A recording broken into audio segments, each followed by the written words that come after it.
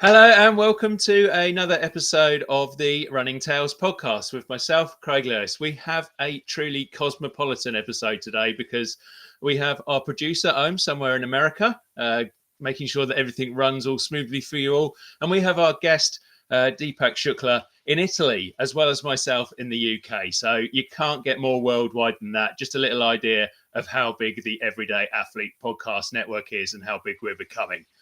Just a reminder that Running Tales is part of that network. We come out live initially across all social media. Perhaps you're listening to us now on Instagram or YouTube or Facebook or Twitter or X or whatever you call it now, and any of those socials. We then come out on a podcast on Thursday, so be sure to check that out as well.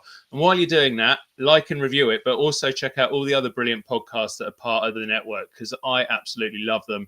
And I'm sure if you like Running Tales, that you'll like things like Joe Hardin's Beyond the Finish Line. The last episode there was an absolutely fascinating DNF roundtable where they talked about how the power of the DNF almost enables people to go on to greater success, and how it's not by any means an ending, but kind of another start in people's running journeys. We've also got the amazing Food Fight Friday at the aid station, which I always love. Jason and Adam this week were talking about whether they prefer to take a Burger King Whopper or a Calgary Stampede pancake breakfast with them as they go around their ultra. I mean, honestly, I don't know where these guys get these ideas from. I just prefer a few gummies, but there you go. Check that out. Check out what's in your earbuds. Check out the Fireside Chat and Fiery Embers. It's all brilliant. And a little exclusive for you here. If you've not been following Jason Bahamundi's LinkedIn, you may not have noticed that we are going to have three more podcasts added to the network in the new year. It's fantastically exciting. So much going on with the network. And one of the things going on is that we're going to be speaking to Deepak Shukla today, and I'm going to bring Deepak forward in a second. He's a man who wears such a huge, wide variety of hats. A British-born Indian who, as I said, living in Italy now. He's done everything from own a seven-figure business to train with Georgian special forces to winning a Muay Thai fight in Brazil, and lots and lots and lots of running, including a 100-miler and a 200-miler on the horizon. So let's bring Deepak forward, and we'll have a chat with him on today's Running Tales podcast. Hey Deep, how you doing? Hey Craig, good. Embarrassed by that intro. Even whilst I'm a British Indian living in Italy, I don't do well with intros like that. I was like, oh, who's that? Who's that? It's like, it's you. It's like, oh, okay. I don't know about that, but no, I'm good and happy to be here, and of course, just excited to talk about running and kind of everything else. So thank you for having me on. No, you're more than welcome. And my kind of first question, without embarrassing you too much further, is how on earth do you find the time to do all that stuff?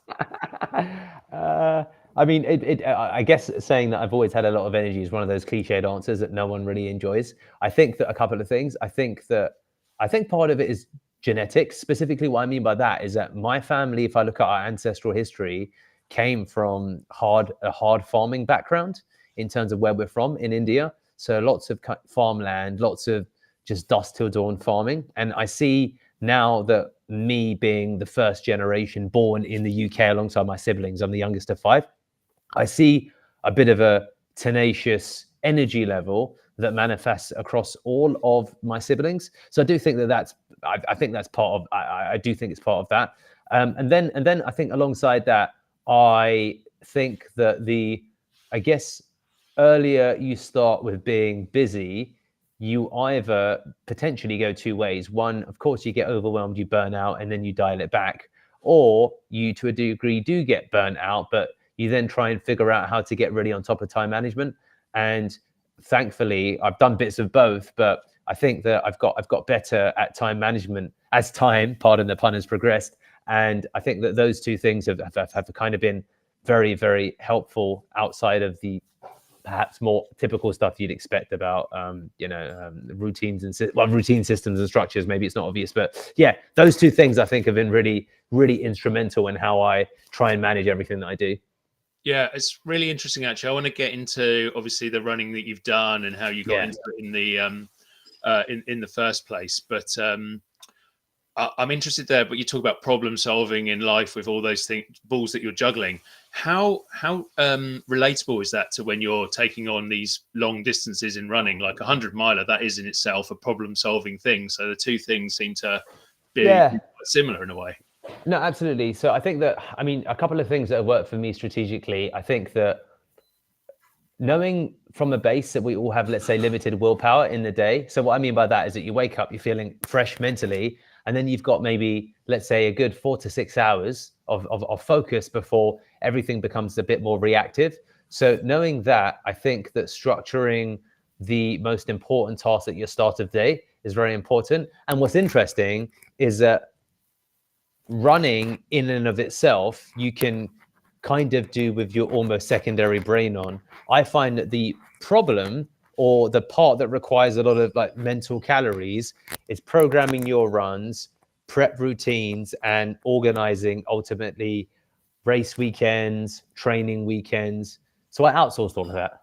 Basically, I went on to VO2, which is a running app that I found. And then I saw that there were these running coaches for like $50 to $100 a month. And I thought, let me try one. So right now I work with Alexei, who's transformed my running. He's this Ukrainian who, I've never had a phone call with him. It's just all WhatsApp. He's never even sent me a voice note, but he programs basically all my runs into VO2, which syncs with Garmin. And that changed things for me, because I just needed someone to tell me what to do and when to do it. And that ultimately has been great for me. So I look at things, so that, to be honest with you, has been a big part of my life. And that's what's really helped with running and my routines. I just look at my phone and I say, cool, today, for example, today I had to do an hour run with some elevation, as I told you just before I got onto the call. But it wasn't, I literally don't think about it. I just kind of turn up, so that's all I need to do. And that has been so helpful for me in terms of my running career, if you will. I find that really fascinating, actually. And you know, as someone who is, say, wearing all those different hats, juggling those balls, is that something you find in when you're approaching a business as well? Because you talked about the dangers of getting overwhelmed if we do too much, kind of burning out. Yeah, Is sure. one of the ways that you avoid that by knowing when to outsource, when to get help, how to, you know, because we can't, however brilliant, we can't do it all on our own, can we? No, I agree. I think much like, you know, you were referencing, for example, your producer, or lovely guy. If you, I think that so there's a couple of things. So I having systems in every part of your life is hugely instrumental. So that has been very, very helpful. So much like, for example, I have the running coach, I also literally have a PA, a personal assistant from Chill. She's in the Philippines, and she manages all of my Amazon orders, all of my flight bookings, and you can get people of her caliber really inexpensively, less than, for example, you can start someone in the Philippines at $300 a month, as an example. And I guess I took to heart that whole concept of leveraging time. If you take your hour, like your time to be, even if your time's 20 quid an hour, as an example, but the amount of time that we do spend on stuff like that, I think is quite significant. So things like that in every bucket of my life has been really, really instrumental. And because of the distributed world that we live in, it's so inexpensive to do it. So I'll always go to someone to help me achieve a goal. So I'm a great believer in coaches. I'm a great believer in personal assistants. And that has really helped me, as you said, with the business. So I have a personal assistant, but then I also have an assistant for business that I would just fire all these messages to, and then they will correspond with the rest of the team. And it's similarly with running. I have Alexei, and I'll ask him questions. Between Alexei and then ChatGPT, which is my other darling, that kind of answers a lot of my questions. So that's been very helpful for me in terms of running and time management. Yeah, but I think there are coaches out there at the moment applauding you right now, going, "Yeah, talk more about how important we are." But of course, they are vitally important. Just rewinding a little bit. Yeah. When did you first get into running? Were you always a runner? Was it something you did Yeah. growing up? So I started running when I was 15. I think I used to go to a park called Black Park in Hillingdon, where I was born and raised. And then I would go with a mate of mine, Tom. And I think he was already running around Black Park. He'd go out with his dad would take him out and he'd do runs around it. And I just opted to join him. Discovered that I had I liked it, to be honest with you, and I was happy. They it's funny. They don't believe in Christmas, and they was like, right, we're going for a run. I was like, it's Christmas Day, so we don't believe in Christmas. We think it's a load of BS. So I remember feeling so excited. But they're like, we're still going to see family and stuff because we're obligated, but we think it's nonsense. You can still train on Christmas Day. So I still remember going out at like 6:30 a.m. My family just thought I was nuts because I was 16 at the time, a year after we started running. And I went out to Black Park with him, and we just always do this run around the park, which is like 3.5 kilometers. He would always beat me, like unequivocally would always beat me. So that kind of continued on and off. And then the turning point in terms of, let's say, distance running came when I went to, and you'll see a kind of thread here. I went to a self-development weekend conference, one of those things where you go in and then they upsell you at the end of the weekend, but as part of it, you get kind of a load of advice. And I think I was 2021 at that time, and I'd never been exposed to anything like that before. And it just spoke of, if there's something that you want to do or something that you got a passion for, really dive into it and do it to the utmost of your ability. And that really inspired me, because up until that point, I never run further than 8 kilometers. So then I booked a flight to Chicago on a credit card that I needed to then pay back to go. So my first ever marathon was the Chicago Marathon. So I booked the flight one way, and then I was like, Christ, no, sorry, I booked a return flight with my girlfriend at that time, and then I booked in the marathon, and then I posted it on Facebook because this was the teachings about public accountability and one-way door, do something where it's difficult for you to turn back from. So I was like, right, non-refundable flight, cool, a cheapo with transfer, so it was like a 3-day flight or whatever.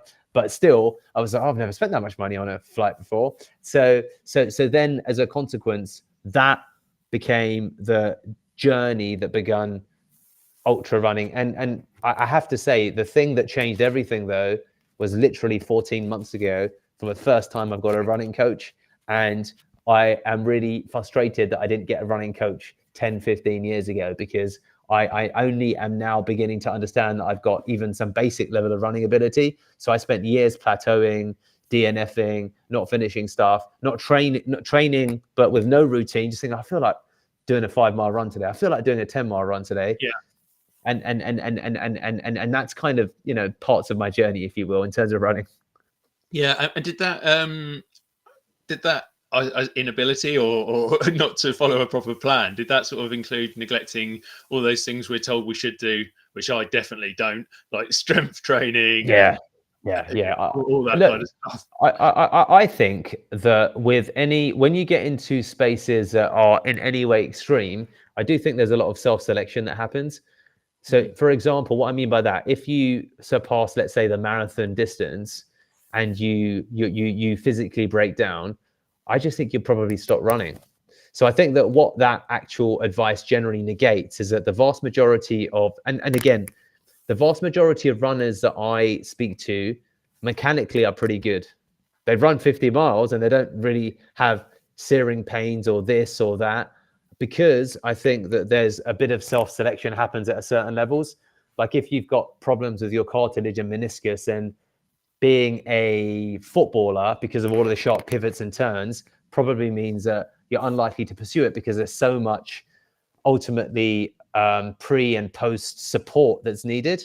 So when I remember, it's always interesting when I've spoken to on a trail some runners that I meet, everyone's like, oh, my feet are pretty good. I don't, I get a knee problem here or there, but I'm all right. And that's generally, like, I think the journey of certainly for myself, the amateur. So I do neglect it, but the reason that I neglect it is because I don't get pain like all of us. If I got pain, I absolutely wouldn't neglect it. I'd either stop running or I'd take care of it. That would be the only option. So I just tend to think that actually that's why people neglect it, if that makes sense. Yeah, I suppose it's whether it's I don't know if like a double-edged coin's the right thing, but you sort of it's one of those things that you probably should be doing because it will prevent you from having those injuries down the line. But until you have those injuries, you don't worry about preventing it. This is human nature, I think. So I think that it just negates that whole thing. Is like everyone will not study for the test, but get an A and keep following that same methodology until the day they get a D. Because why would you? You'd be like, well, I got an A in my last 6 tests, mate. I didn't study. Why am I going to study now? You'd be like, you should study because you could get a higher A. And then you look at the return on investment and you think, wow, that much study for this much of a return. Like we're very efficient as people, and that's why I think that a lot of people just don't do it. Like my coach says, "Oh, do it." But I said, "Oh, I'll do it when I get a serious knee injury." And I was like, "But that day hasn't come." So, well, fingers crossed it won't. It won't soon. How did that big jump go and doing the Chicago Marathon? Presumably okay because you're still here and still running. Yeah, no, you know what, mate? I think that that run was my first ever marathon, and I did like 4. I'm not a quick runner, absolutely. I've never done a sub 3 hour marathon. I don't even think I've done a sub 3.5 marathon. The only time that I've taken running seriously as a is this year, because it's the first ever year that I've had a running coach, and I think that's just and historic. Previous to that, I've not followed a program. And I've not even, and I see the difference because I've seen how much progress I've made this year. That's why I understood that there was such a difference, because there was someone to track and to watch and to adjust my plans dynamically and then to give me advice. So I think that if I look back, I'm 38. I did my first marathon, let's say, when I was 23. If I look back at the last 15 years, definitely the first 5 to 10 years. I mean, joy is at the foundation. I just love running. Of the other things that you mentioned, I applied to 2-1 SAS. I went out and trained with a private paramilitary program in Georgia because I had a mate who is Georgian. Then we went to uni together. And he's like, and they've got a very active military because they've only got a population of 3 million and they're always at bloody war. So he's like, I've got a couple of mates at XSF. And I was like, cool. Can I just bung a bloke like $1,000? He's like, it's a lot of money in Georgia. Probably yes.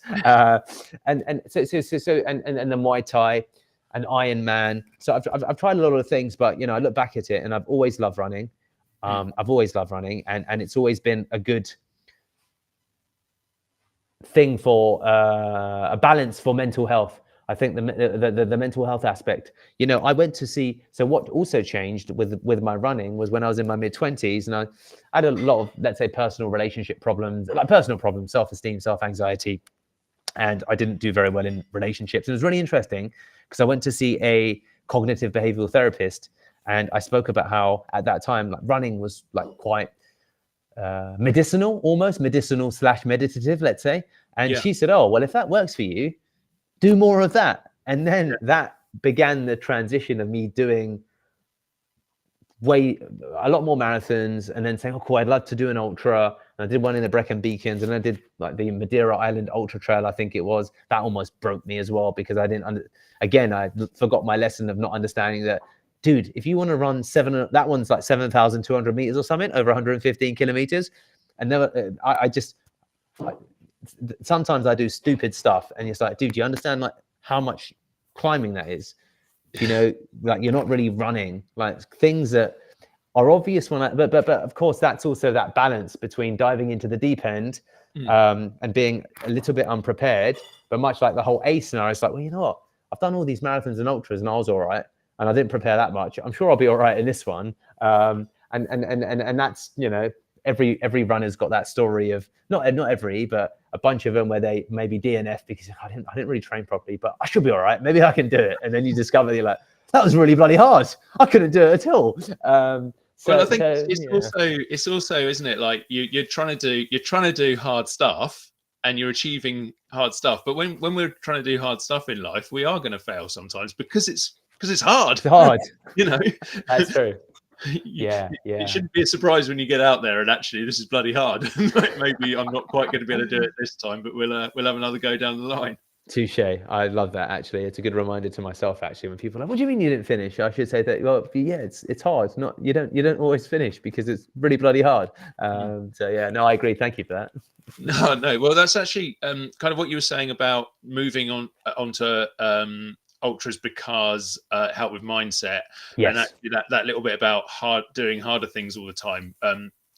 Probably two parts of an answer to a question I was about to ask anyway, but I'm gonna go ahead anyway, because I was just wondering what made you, because you could have just carried on doing 5Ks, you could have knocked out half marathons, that might have helped with mental health as well. It would have scratched the running itch to a degree, but there was some reason why you decided, no, I'm going to go on and keep running further and further.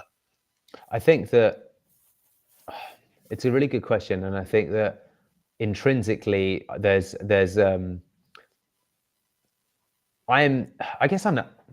think ambition, in a word, and it's echoed across what I do with work also.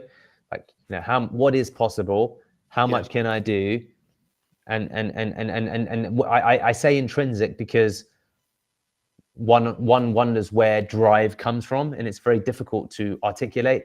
I think that there's a couple of strands. I think there's that whole concept of the diaspora, so ethnic minorities that move from a developing economy to a developed economy, and that needing to work hard as a means to progress. That, I think, definitely I've seen that in terms of like the hard work that exists within my parents to raise us and the challenges they face. But again, but logically one would say, well, okay, cool, great. Are your siblings all doing stuff of a similar stuff? And they're not. My sister's in a normal job as a teacher part-time, and so it can't just be that. And so I think that drive and the desire to want to push the bar, I think I do think to a part it's something that comes within, but then also combined with like kind of scarcity of resources. Scarcity of resources, I think, is a big driver. But obviously with running is a luxury, let's be honest. I mean, running an ultra isn't something that people do because of scarcity. So it doesn't really, so that's where I struggle when I reflect upon it to answer that question. But I think for those people that have drive, it's got to be, there's got to be something internally that drives one to run 100 miles or more, because there's absolutely no logical reason to do it. It's like, you don't.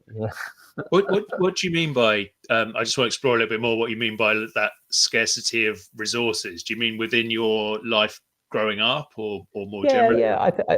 So I think that scarcity, scarcity of resources is a good psychological hack that I use that drives me in particular ways. So where does it stem from? Growing up in a working class family, where I would, when I was 15, say, Mum, I want to go to the cinema. And she said, well, use your pocket money. And I'd say, you give me £5 a week, cinema, £6.50. She said, we'll go once every 2 weeks. And I was like, well, that's like, what about that sucks. So, I got my first job as a paper round when I was 12. And I got paid and then, so that was very normal in our household. It was like, well, you have to, if you want to do stuff, you have to put, we don't have money. So, we got all the full government grants and stuff as kids. So scarcity of resources from that extent was something that was kind of ingrained in our DNA. And I say DNA, but ingrained culturally as part of how we grew up. Now, obviously one would then consider how that doesn't clearly directly apply to running, but I think there's a lesson there that's quite useful. And for me, what that lesson has been is I've transitioned to a place where I don't have scarcity of resources anymore. I live in the countryside in Italy. I'm comfortable. I would need to work, but I wouldn't need to work for the next 10, 15 years. And I could easily just live. But there's, what Deeps, why do I wake up at 4:30 in the morning? Why are you running 100? Why are you training for 200-mile run? You don't need to do any of that. So I think that the echoes of that is something that's very powerful, that creates that fight or flight response. And I find that to be very kind of powerful. And I think it's kind of, a feeling and stuff. And then practically the things that I'll do, so that's where all of the systems apply. So then you have your running coach. Then I thought, well, if I come on to, because this is maybe my third ever running podcast, but the whole principle behind it was to really get myself into so I'm quite a big believer also in like manifestation, as in if you speak about things, there's a really good book called Psycho-Cybernetics, where it's the precursor to basically CBT, NLP, and now maybe the more fluffier self-development that people talk about. But if you look at the history, it's very simple concept. It's like your brain's a prediction machine. If I say to you, Craig, how are you going to run from Bournemouth to Dartmoor? Your brain can't help begin to think about, well, you know what? I'll probably look it up on Google Maps first of all. Then I'm going to have a look at the route. Then I'm going to consider the elevator. So when you start saying, I'm going to run 200 miles, I thought, you know what? One way that's going to get me to run it is if I start telling people about it. So I've really gone off track now, but scarcity is big. Carrying that forward and then speaking about your goals helps then reinforce some of the drive, because also scarcity relates to integrity.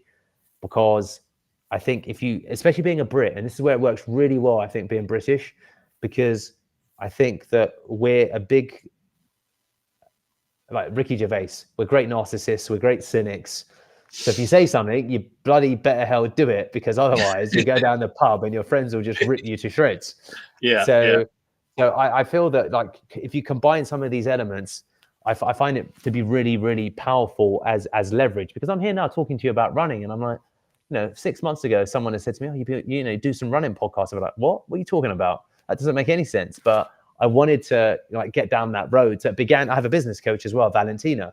And I was like, you know what? I want to run this 200 miles. And, and then I thought about the different mechanisms. So then I said to my PR team, send some emails to running podcasts, because I'd like to talk about it. So I feel that you can create systems also. And it begins with just, I think, talking out loud about it, if that makes sense. Yeah. And I think there's also an element, I'm guessing, and correct me if I'm wrong, of having an attitude where you're looking to say yes to stuff, because you're kind of asking me that question about how do you run from, I can't remember the two places you said now. Bournemouth to Dartmoor, yeah. A lot of people, in fact, probably 99.9% of people would go, well, I won't. No, I'm not doing that. Your mindset is to kind of, if I'm right, is to sort of say yes, and to think, yes, I'll do that. And then, so rather than questioning the no part of it, you're instantly thinking about, well, how am I going to do it? Where's it from? How am I going to train for it, etc., etc., etc. Yeah, exactly. It's exactly that. And I think that, yeah, I mean, in a nutshell, yes, it comes from that place. And again, it's like, it's because I've got so used to being around people that just say yes. And you realize what a silo you live in, because you realize, but the world's not like that, mate. You're like, really? Isn't it? My mates are. Like, don't you watch the news? No? Okay, well, that explains it. So yeah, I think that is truth. Someone will say, oh, what about this? What about that? And you're like, yeah, maybe. Yeah, why not? And as I get older, I have to become better, and I'm beginning to become better at understanding things that I should say no to. And as I think I told you with the run that I recently DNF'd, the one on Mount Adamello, which was mostly power hiking, and I stopped at 60 kilometers. It took me 15 hours to go 60. I mean, there's a whole series of bad preparation that's around it. But what was really powerful was to understand, okay, there's certain types of runs I really don't like. And I'm old enough now to not want to just go after the accolade singularly. So there's many runs that have serious elevation. We've got one just down the road, an hour from where I live, Tour de Jaunt, which some people call the world's, it's 24,000 meters of elevation gain. And I was like, right, that is getting written off completely, because that's just mostly walking. So I think that, for people that do have a habit of saying yes, one of the challenges is learning when to say no as well, because sometimes you find yourself thinking, why did I say yes to this? Like, who is it for? Who am I trying to prove what to? So that's also something that I still struggle with sometimes.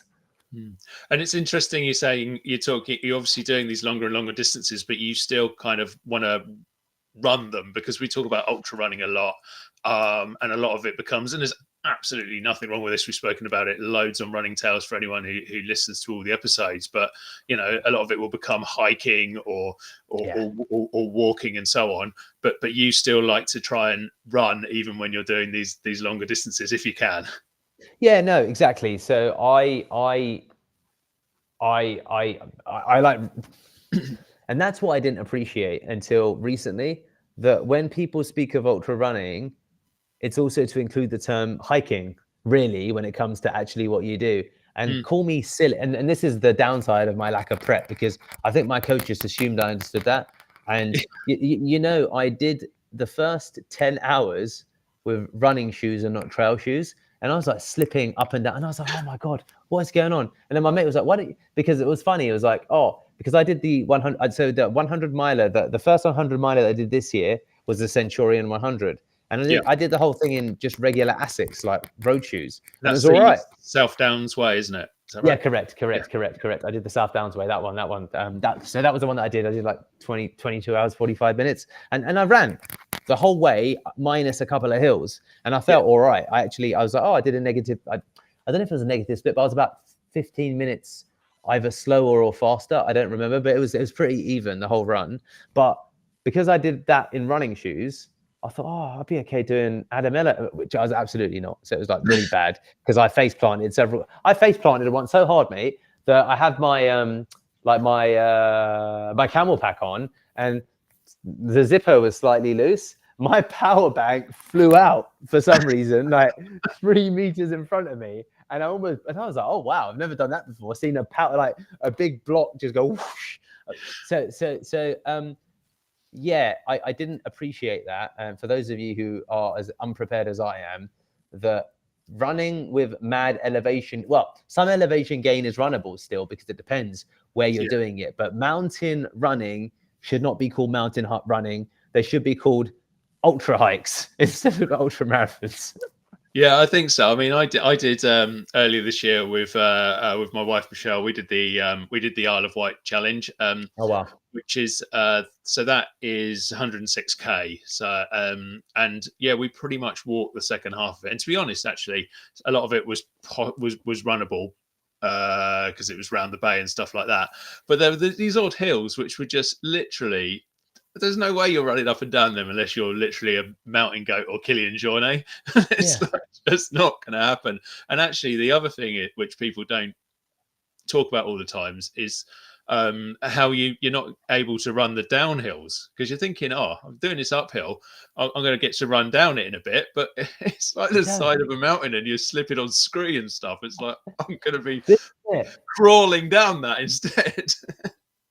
Craig, you're speaking my language, buddy, because that was the thing. People are like, oh, you got the downhills. I was like, dude, you ain't running these downhills unless you got a death wish. You are just kind of like, and then it was the first ever run that I never used. What are they called? The sticks. I don't even know what the name is for these sticks, because I did the first 100 miler. Because this year was the year that I thought, right, I want to do a 100 miler, and I'd not done a longer than a marathon. There you go, Jason Barmundi. Thank you. Trekking pole shows what I know, mate. So because I was like, oh, ultras. He's a proper expert. Yeah, no, amazing. So I just remember being 10 hours into Adamello, and I was thinking, oh my God, I have done 15 minutes of running in the last 10 hours. I want to shoot myself. And I remember doing my first like series of hills, and then the downhill was just impossible. So it was a big distinction for me and a big learning point, that I am happy to do elevation, but it can't be mountains. It needs to be stuff that I can run or walk the hill and then run down the hill, obviously, because then it's okay. So yeah, no, that was a big learning for me, buddy. It was not funny at the time, but funny looking back at it. Yeah, I always say, like, this is what we do, isn't it? We learn from all of the runs that we do. I'm just thinking with kind of your idea of keeping on running, as it were. Do you do a lot of the shorter distances as well, half marathons, 10Ks, all that sort of stuff, or does that kind of not give you enough of a challenge? So I don't do events anymore, because I was booked in to run, I think, the Palmer Marathon the other weekend, and then I just sacked it off because my coach has me running 4 to 6 hours every weekend anyway. And I thought, I've got to get in my car. I've got to drive several hours to this event to do something that I just step outside my door and I run anyway. So yes and no. Yes, in that I know that it's covered in my training runs, and no, in that so in my 20s, I think, and it relates, I think, to the parts of me that were more insecure, and I was much more concerned with stacking numbers of events completed and countries traveled. So one of the things that I did when I was 30 is that I want to do 30 marathons in 30 different cities in 30 different countries across the world. And I did it. And it was funny because my wife, we've been together 12 years, and she laughed. We laugh sometimes because she says, "You run more now than you did in your 20s when you were making a big fanfare about it, and now you just do it by yourself and you don't bloody even tell anybody about it." Yeah. And it's funny how things have transitioned. Maybe that's maturity. Maybe I'm not sure what that is, but yeah, no, I don't do any of the shorter distances at the moment. I've got this 200 miler in December, and then I think that next year I would like to actually try and do a short PB. So I'd love to see if I'm capable of, for example, doing a sub 3 hour marathon, because Yeah.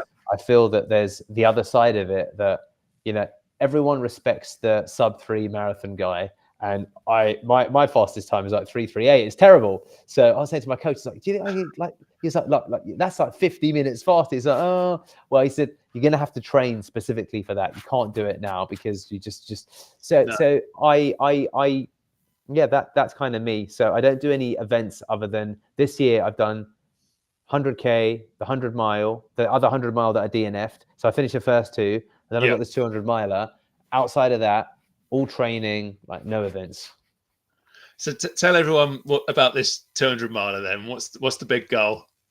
Yeah, sure. So the 200 mile is December the 11th. It's a Centurion 200 miles. It's maybe 6,000 meters of elevation gain, which actually isn't that much, guys, over 200 miles. Over 200, because you've got 100-mile events that are like double that, basically, which is what I attempted, like a buffoon. And then that got sacked off after 15 hours. I was like, oh, screw this, I'm done. So I guess the goal is, to be honest with you, mate, the goal is I did the 100 miler over the same terrain in 22 hours. So I'd be really happy. 23 plus 23, 46, add another 10 hours. I'd love to finish it in less than 60 hours, but I have no conception of whether that's possible, because at this point, I'm just putting pie in the sky numbers. But I thought, well, I did 23 for the first one. So 23 plus 23 is 46. Give it another 10 hours, let's say, because I'm going to slow down. That sounds all right. So that would be a good outcome for me, mate.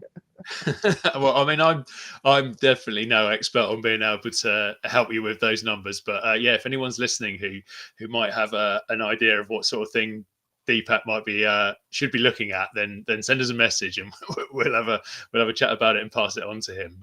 Yeah. But are you kind of factoring into this? Presumably, I mean, if you did the other one in 20 odd hours, you obviously would have done, you know, you would have done a bit of running at night. So presumably your experience with that. But I'm guessing, looking at a 200, you may have to be factoring in possibly having a sleep at some point, dirt naps, all that sort of thing. Yeah, I mean, so practically,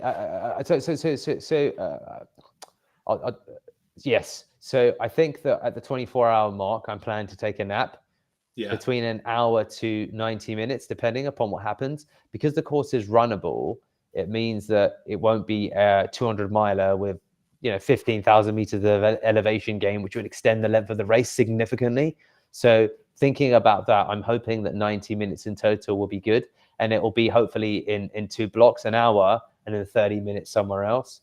So 24 hours would be the first kit that I plan to take, based upon how I felt when I did the first 24 hours. Like I needed a nap. I needed to sleep by the time I was I was feeling tired after 20 hours, I think.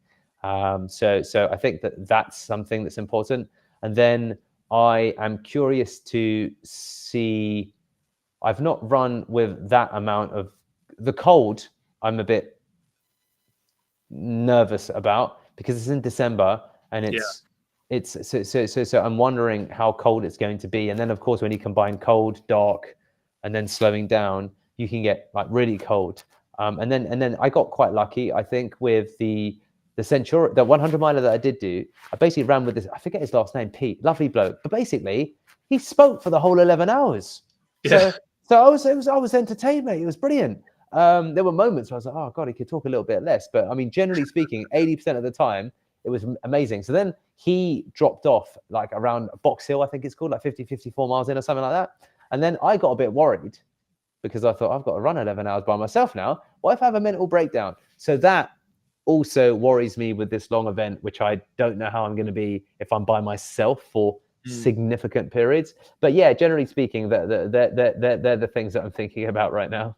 Yeah. So Jason Bahamoni says, have as much fun as you can over every single one of those hours. I think that's, I mean, I'm the 100K, but I think that's really good advice, and keep enjoying it. And I'm always fascinated by people who run these races on their own, because the 100K I did, we were in a group, we kept each other going, we chatted a lot of the way, we actually had some really nice silences where, you know, those silences when you're with somebody and you all know you're being silent together. It's actually quite nice. It's different from when you're like on your own in the dark and your brain is talking to you.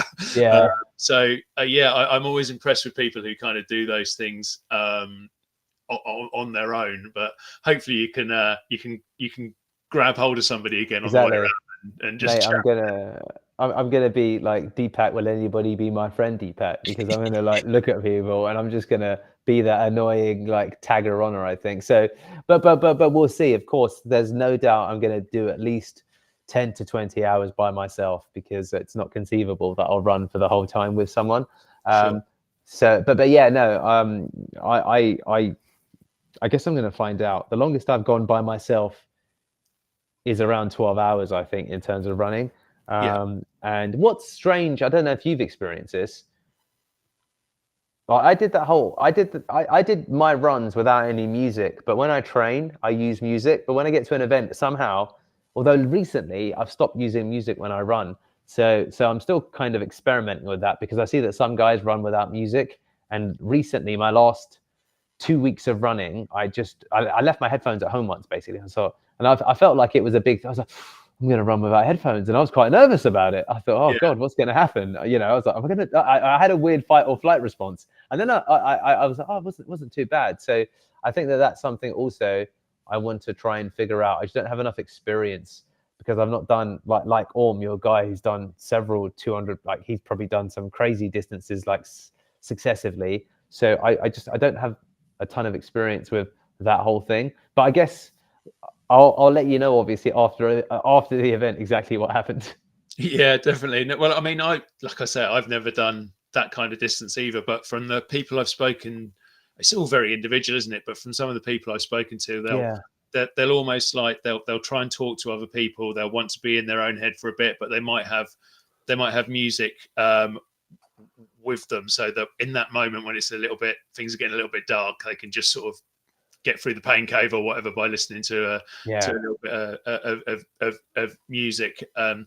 Jason again says it's all about talking to others. He says no music, although I know that he has the Pet Shop Boys on repeat all the time. It's I think it was like one of songs on it. He's laughing. Yeah, he's like, you caught me out, you sod.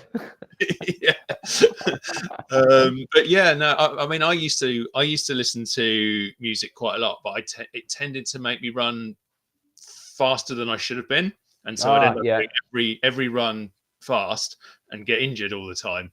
So I started to listen to big shout, everyone should do this. Listen to podcasts when you're running. Nice. So I saw podcasts. When I did the Centurion, I ran past a bloke who was listening to, what is the name of Arnold Schwarzenegger's book? He released basically. Anyway, it's funny. I three things that I thought were interesting. One guy was listed because I just read it recently. I was like, that's Arnold Schwarzenegger's podcast. Last, I was like, mate, is that Arnie Schwarzenegger? He's like, yeah. I was like, how are you finding it? He's like, I'm really enjoying it so far. And I was like, yeah, look out for this chapter. So that was one. Then I had another guy who I was told about on the trail. I was like, watch out for the guy who's chanting to himself. And I was like, what do you mean chanting? He's like, he's listening to prayer music and he's just praying to himself or he's chanting. So then I went past the guy. And then that was on the 100 miler, and then Indy 100K, which was a park run. So that was just like another thing, running around this park, 1 kilometer loop basically for like 12 hours, 10, whatever, 10, 11 hours. But there was a girl who had Bluetooth speakers around her neck that were like loud. So she was having her own concert, and it was like really, and she was having the time of her life, to the extent there were people during the run that were getting pissed off with her because it was 10 hours in. There's people that are suffering, and she's there like, she had a T-shirt on. I think it said "Powered by Vegetables, Vegan Runner," and she was like, and it was a concert. So that was quite memorable as well. So to your point, it's always interesting to see everyone's got their own strategy. Clearly, Yeah. Well, I'd have loved that. Assuming I like the music, but we had a couple of guys who had a stereo and the Isle of Wight, and I was sort of amazing. behind them for a little bit because it's like, oh, this is getting me going. I quite like these tunes. Yeah, exactly. I mean, everyone heard it because it was a 1 kilometer loop. It wasn't like you could for 70% of the loop you could hear her music. So it was like, if you don't like it, it's like a problem. But I thought it was great. Yeah, it's actually interesting, this conversation, because I think I mentioned it in the intro, but one of the sister podcasts we have on this network is something called "What's in Your Earbuds," and this is literally what they talk about on that podcast, what they listen to, people's different strategies, and so on. And we actually you have to check it out. We have I think it's called the Everyday Athlete Podcast playlist. Okay. Which is all the Amazing. tunes and so on that people listen to, and it's ridiculously varied. It's got everything from some quite heavy metal to cartoon tunes. I think DuckTales is on there to get you going in the middle of. That's what you need. When you're 150 miles on, there's nothing better than listening to DuckTales. Oh, dude, that sounds amazing. I'm gonna have to give that a download. Actually, and just check it out. Yeah, I'll send you the link. But also, I was going to say, if you've got any favorite songs or songs that really get you going when you're running, then we can add them to it. So let us know. yeah. I'm trying to think what I mean. Ironically, because I actively am trying to not listen to music right now. I don't know what I've got off the top of my head. I'll come back to you on that one. No, but it's a good comment, and it's good to know. I'm going to try DuckTales certainly, and then check out that podcast. What's in your earbuds? Yeah, no, it's really good. It's a good one to listen to. And how do you approach nutrition on your long runs, especially if you're if you're running a lot of them? Do you revert to gels, or do you still just enjoy the aid stations when you get there? So in training, of course, in training, I experiment. I'm trying to experiment with how far can I go on less nutrition. So I am trying that at the moment, just to experiment and explore. So typically speaking, I have a gel every hour up until the point that I begin to lose track because tiredness seeps in, and then that would accelerate. But a gel every hour, and then I will also switch from nibbles, let's say, which might be peanuts and raisins or half a banana and oranges, so I call them like my nibbles, and then I'll change to, let's say, solids, where it'll be more food of substance, whatever they might serve: bread, pasta, soup with pasta, like soup with bread, or otherwise like potatoes and stuff. And I'll switch to that typically around 8 hours into a race during race day. And because during my training runs, because I don't do that many, I mean, relatively speaking, there's obviously runners that go and do races every weekend, and I don't do that many events, if you will.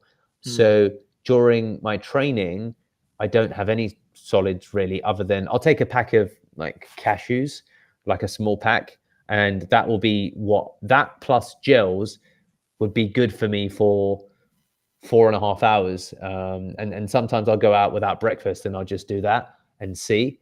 So what actually struck me was when I did the Zurich Marathon once, and I remember waiting, and there's one of the pro guy. It was one of the kind of, and I just always remember him saying when I was there, and he was talking about his race strategy, and I said, "Oh, so did you stop at the race stations?" He was like, "No, I don't stop at any of them." And I said, "Oh, well, don't you get hungry?" And he said, "No." He said, "Most people eat too much food at these events," and he says you can do so much more with much less. And then I began to look into, I stumbled upon a random excerpt from a Guillaume Jornet documentary, and he spoke about how, like, his nutrition during some of his sky running, and I was just shocked by how little he eats and how far he can go with that. And I've seen that in CrossFit as well. So it doesn't take him very long to finish, though. Yeah, no, I know. That's because you're done and round before I got through the first fucking 10 miles, mate, and you've already done like 80. Yeah. I don't eat on a 5K. yeah, exactly. But yeah, generally speaking, that's my nutrition. But I am trying to see if eating less actually kind of helps me, and certainly as of the last couple of weeks, I've noticeably been eating less and my performance is improving, to be honest with you. So I'm still trying to figure that out, to be honest with you. But yeah, that's kind of, it's not very scientific, but hey, it took me 10 years to get a coach, so maybe it'll take me another 10 years to sort my nutrition out. Yeah. I mean, it is it's such an individual thing, and different things work for different people. I mean, I've spoken to runners who will basically run fasted before as well, and I don't know how they do that at all. Oh, wow. Yeah. Yeah, and I'm talking ultras too. So yeah, it's pretty crazy, but everyone has their own thing. I just want to rewind again a little bit because we've got about 10 minutes left. From that stage where you were in your mid-20s, maybe struggling with one or two things, and you started to run more after having some of your CBT. How much do you put down to the success you've had since? I mean, you've got a very successful business behind you now. You've done all of these things and all this running. How much do you put down of that success? Do you put down to running and making that decision to run more? That's I think I would put it at around 40% contribution. It's very integrated. Yeah. Specifically because it helped with my anxious energy. So energy that would then manifest in negative ways. So that might be relentlessly messaging she was my girlfriend, she's my wife now. At that time, we went for a couple of breakups, but I think I was too full on in the relationship, and it would then manifest in like a lot of arguments with my family, blowing up over stuff that I'm not proud to have blown up about. And there was a pattern of, let's call it, destruction. So I think it kind of, like tired me out, practically speaking, which was useful, like mentally as well as physically. And only running to the point of exhaustion will tire you mentally as well as physically. You're not going to do a casual 10K run and feel that. Obviously, it's relative depending on one's individual fitness and maybe if you're best efforting it. So that was helpful. Just and then also, I think that I feel like when you run ultras, it's helped me a lot in life because I just feel like I have a second energy system. Like I have an energy system that I can pull from with work that gives me in my work environment an unfair advantage. I'm used to working hard, and running is such a huge part of it. And it's always, a combination of things. When you know that you've done long ultras, it makes the work that you do easier. And it's not really intraday. It's about, like, it's not in the, it's across the course of time. So if I log my work hours, like you log your run hours over 6 months, I will probably outwork a lot of people in terms of productive work. So, getting things done. So yeah, I think running's been a significant part of it. It's calmed me mentally. It's helped with my anxiety. It's given me a good kind of, there's much more destructive pastimes. Let's say that, it could be at the pub 4 nights a week. It could be 40 cigarettes a day. It could be, and I think that sometimes, runners that run the distances that we run clearly are obsessive to a certain degree, because it requires obsession to want to do it to that degree. There's other, and if not that, then it probably wouldn't be something as healthy sometimes, I think. So I think that running's given me a lot, and outside of just the joy that it gives me, especially after running, when you've done, like today, I screenshotted my hour because it's my record elevation for an hour, where it's like 444 meters. I remember screenshotting my VO2 and then sending it to my coach, and then underlining and being like, that kind of pride that it gives. I never got that from weight training. I never got that from when I did Thai kickboxing. I don't know why, but there's something about running and the exhaustion that really satisfies me kind of quite deeply inside. So yeah, man, running's done a lot for me. And just one other question that sort of pops into my mind. I mean, we've spoken about your Indian background. There's, I mean, correct me if I'm wrong, but there's not tons of Indian or Asian role models, Running. if you like, in the world of running. Did Running. you ever find that a bit strange when you were starting to do it? Did you ever did it ever put you off? Did you ever kind of feel that running Yeah. was not the tribe that you were supposed to be in because of that? I think, yeah, it's a good question. And I think that I mean, practically speaking, to be honest with you, Craig, I grew up around the school that I went to, Evelyn's, was 95% white. And Right. then I went to university, and the majority of my network was, interestingly enough, it was black for a fair while. So Right. I've not had any, I've not had many Indian influences around me. So to be honest with you, it wasn't something that I really even noticed. Um, and I think that it's not a surprise to me that within the world of running, there aren't many ethnic minorities at all. I mean, I do think ultra running, to a large degree, is a middle class to upper class sport. If you're working class, I think ultra running isn't something that makes any sense at all. It's like, oh, focus on your accounting career, or focus on your exams, or focus on something that doesn't take 12 hours a week of run time outside of recovery and prep and all of that stuff. And just thinking about it, all the time spent thinking about, oh God, dude, like this weekend it's Diwali, we're having our Diwali celebration, and me and my wife are flying to the UK, and then on Sunday, once she jets off back to Italy, she's going to leave at 3 p.m. I've got to do a 6-hour run.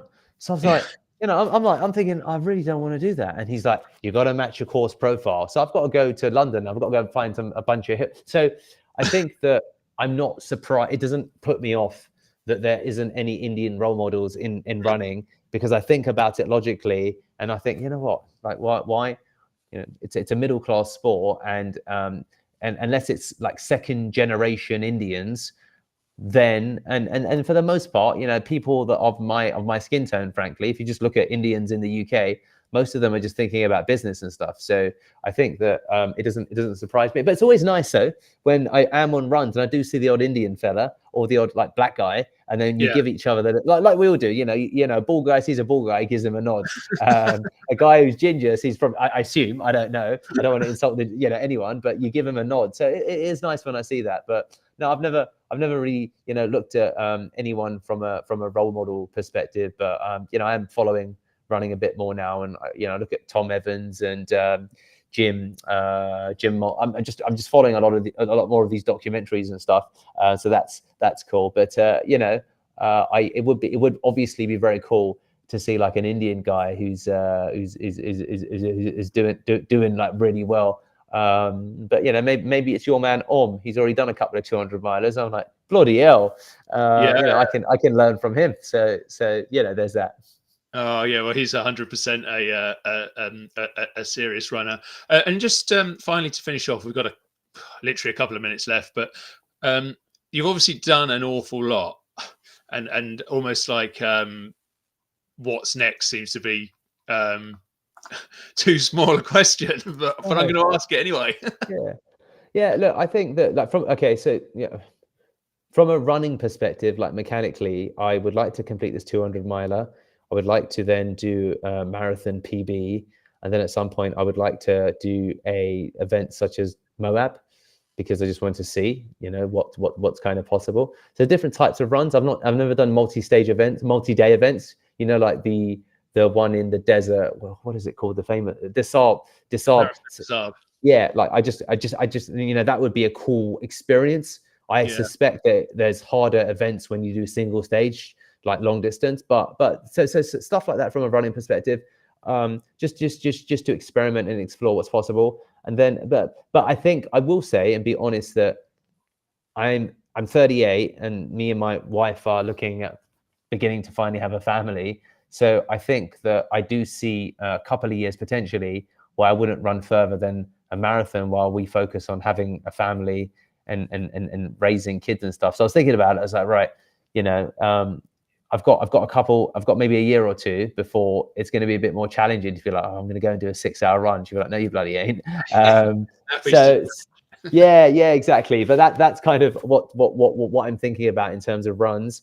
but I really would like to crack a sub 3 hour marathon, because that's something like I've done 35 marathons, but I've never done a sub 3 hour marathon. So, I want to, I respect much more a bloke who says, I've only done one marathon. You'd be like, what'd you do? I said, I did 2 hours, 45 minutes. I'm like, whoa, that just discounts all of my marathons, you bastard. So that would be nice. yeah, that would be a good goal for me for next year. Oh, well, good luck with it all. Thank you, mate. I think from your record, I'm sure you'll smash it all. And thank you so much for joining us today on the Running Tales podcast. And thank you for everybody out there who's come along and listened. No, amazing. Well, thank you, Craig. I really enjoyed the chat, and thank you to all of the people that have been listening in, and a special thank you to Jason, your man in the comments.